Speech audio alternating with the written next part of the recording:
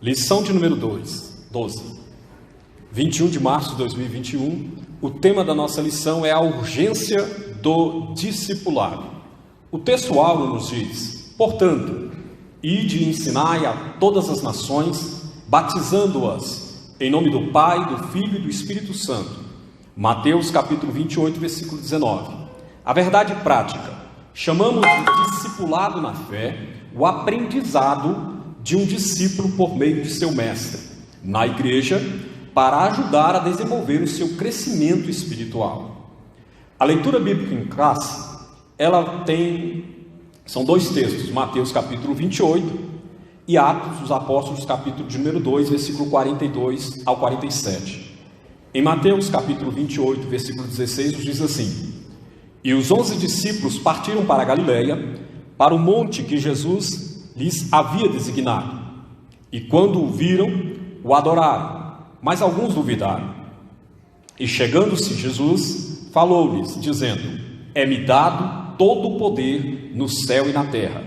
Portanto, ide, ensinai todas as nações, batizando-as em nome do Pai, do Filho e do Espírito Santo, ensinando-as a guardar todas as coisas que eu vos tenho mandado.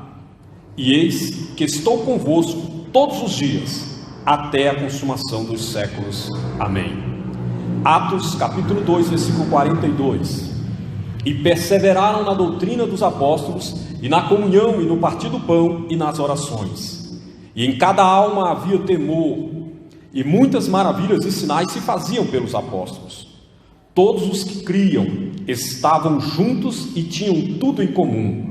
Vendiam suas propriedades e fazendas e repartiam com todos, segundo cada um tinha necessidade. E perseverando, unânimes, todos os dias no templo, e partindo o pão em casa, comiam juntos com alegria e singeleza de coração, louvando a Deus e caindo na graça de todo o povo. E todos os dias acrescentava o Senhor à igreja aqueles que haviam de se salvar. Amém? O objetivo dessa lição é esclarecer a urgência do discipulado. E nós vamos aqui fazer uma introdução a esta lição, justamente respondendo a essa questão: o que é o discipulado?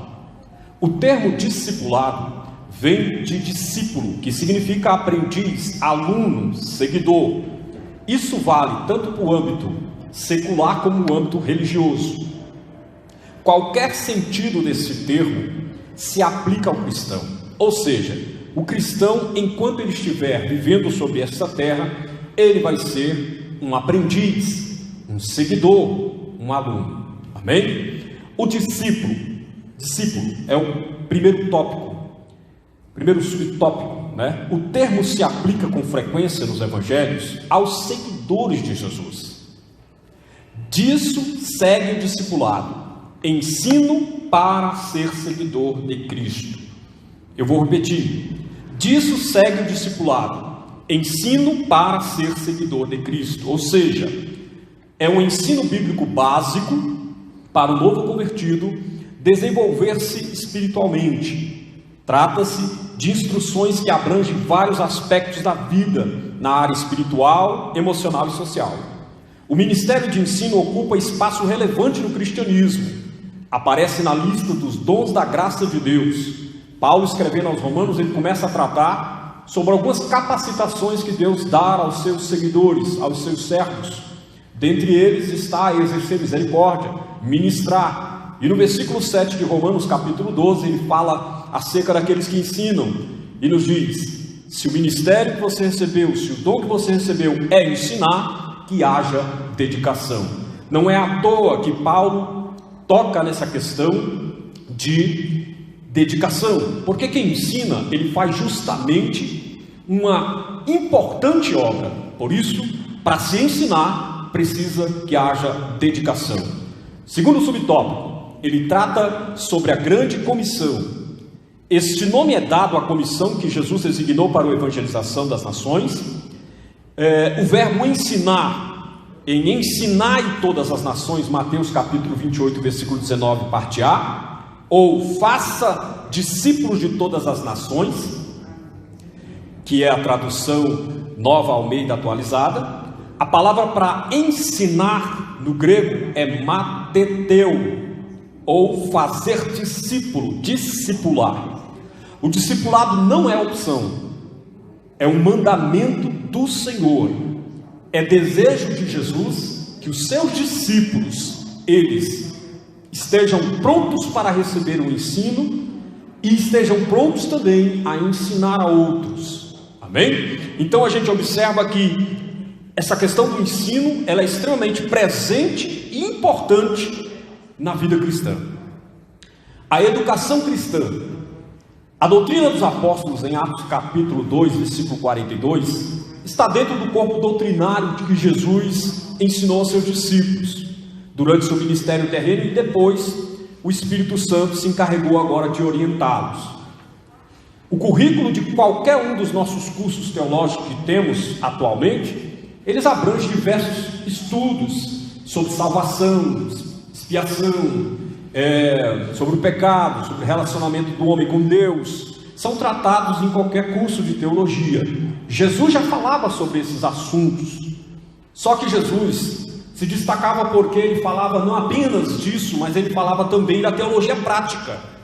Jesus tratava da ética e também ensinava os seus discípulos de uma forma muito simples o que eles precisariam fazer no dia a dia, na sua caminhada.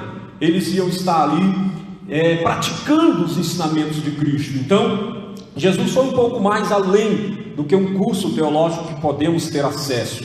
E é importante nós percebermos então que um curso, ele é extremamente uma valiosa ferramenta. E eu posso aqui abrir um parênteses e dizer que a escola bíblica dominical também é uma poderosa ferramenta na educação cristã, né? Para que pessoas sejam instruídas na palavra de Deus. Temos aí a bênção da escola bíblica dominical. O segundo tópico, ele fala sobre o tripé do discipulado: palavra, comunhão e serviço.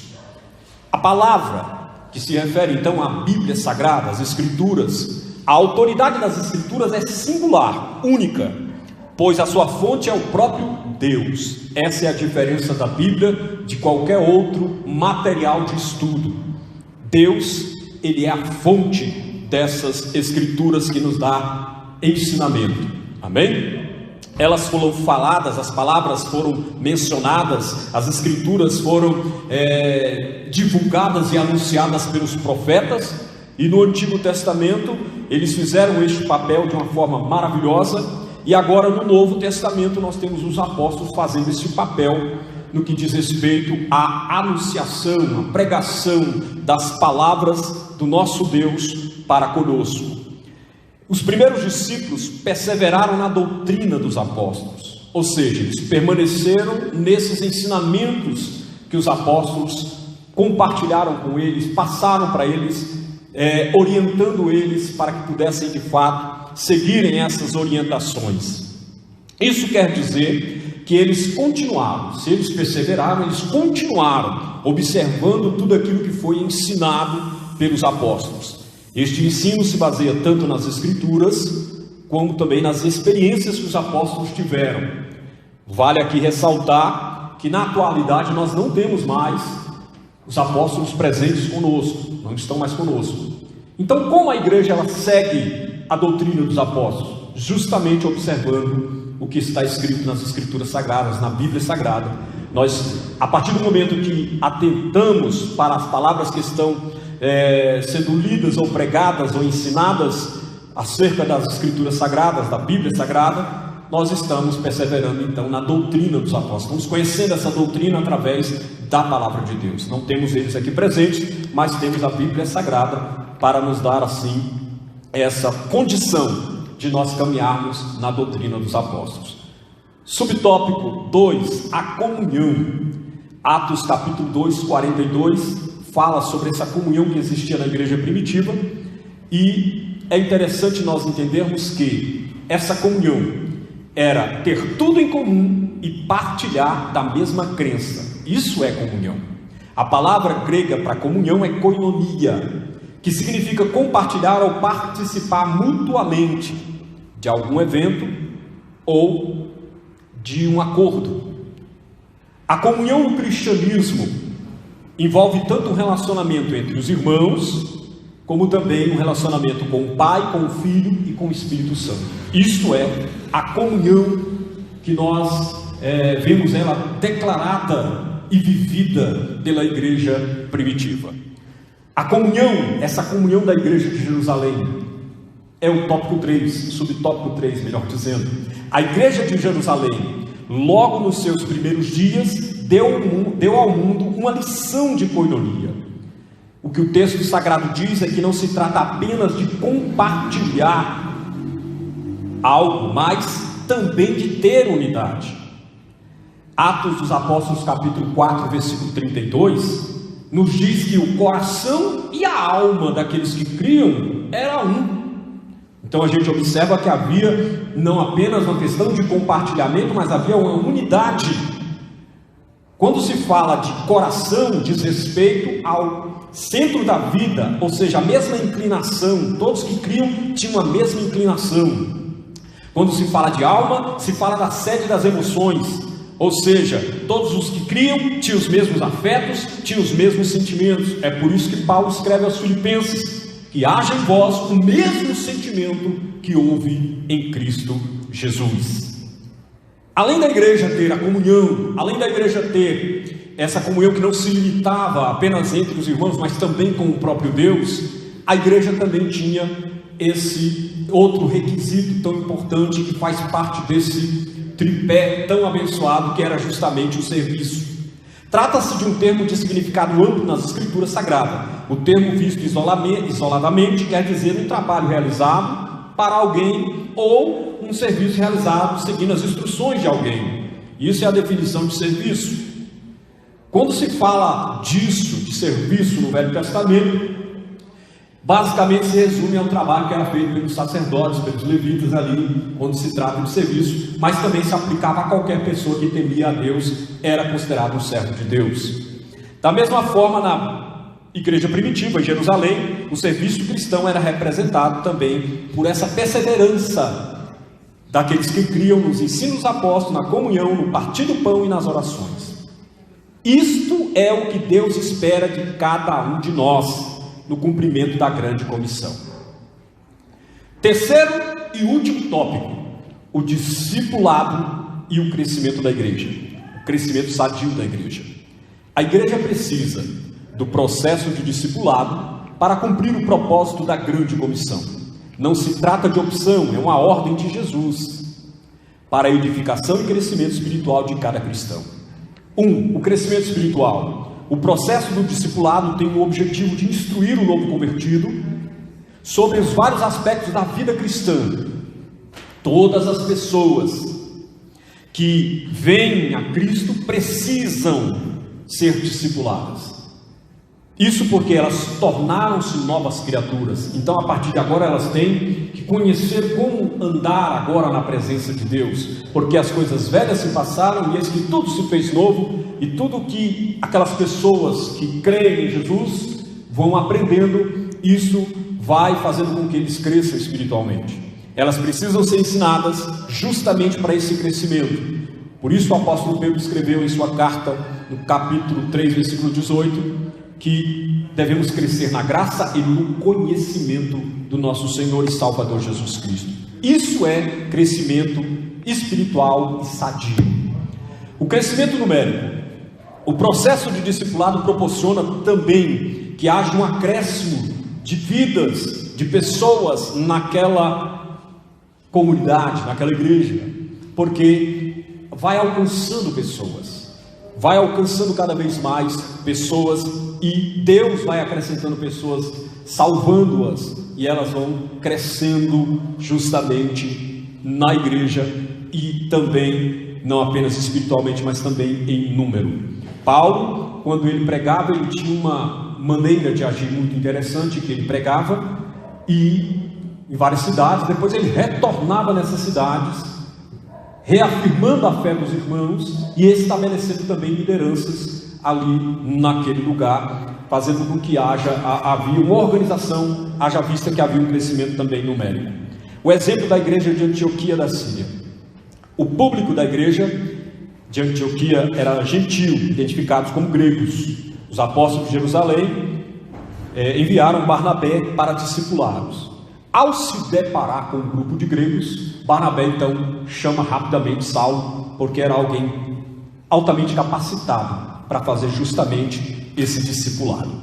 Então eles fizeram ali um discipulado que durou praticamente um ano inteiro. Assim, desde muito cedo na história do cristianismo, a igreja se preocupa com o discipulado, pois fazer discípulo não é a mesma coisa que fazer membros de igreja, não é apenas colocar as pessoas num hall de membros e dizer, estamos com tantas pessoas. Não, fazer discípulo vai um pouco mais além do que ter um número apenas constando nos documentos da igreja.